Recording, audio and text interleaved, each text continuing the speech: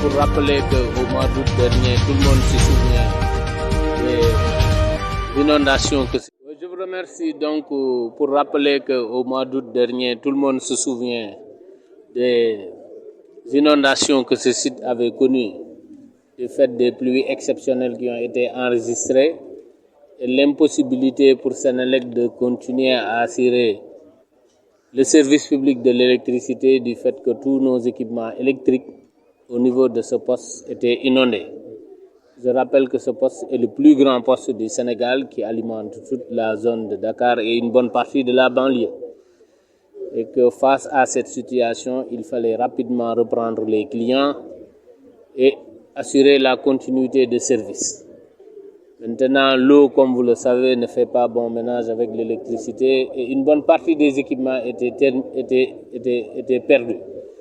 Donc, il fallait trouver rapidement une solution.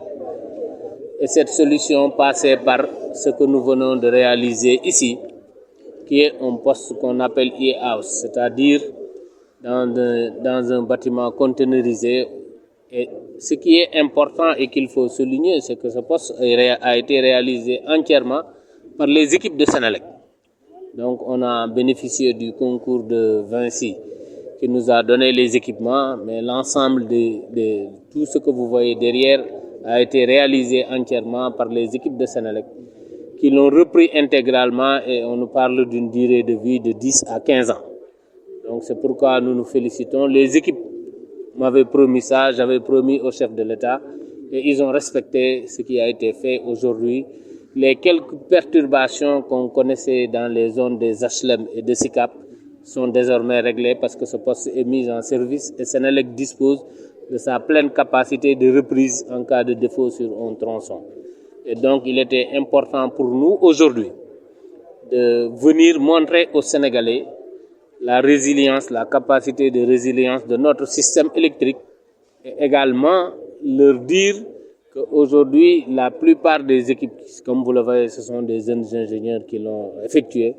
Et c'était important pour nous et pour moi de donner le nom de ce poste à ce doyen qui nous a tout donné, qui nous a accueillis au niveau de Senelec, qui nous a appris le métier.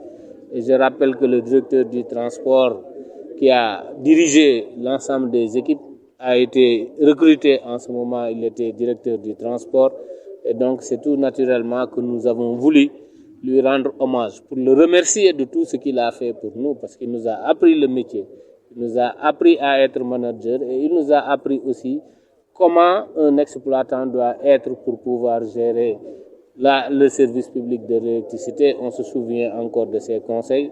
Un exploitant doit toujours avoir la bonne information et être disponible pour pouvoir mieux servir les clients. Donc c'est tout un honneur pour nous aujourd'hui de rendre hommage à ce doyen qui a beaucoup apporté à Senelec, au secteur de l'électricité du Sénégal et de l'Afrique tout simplement.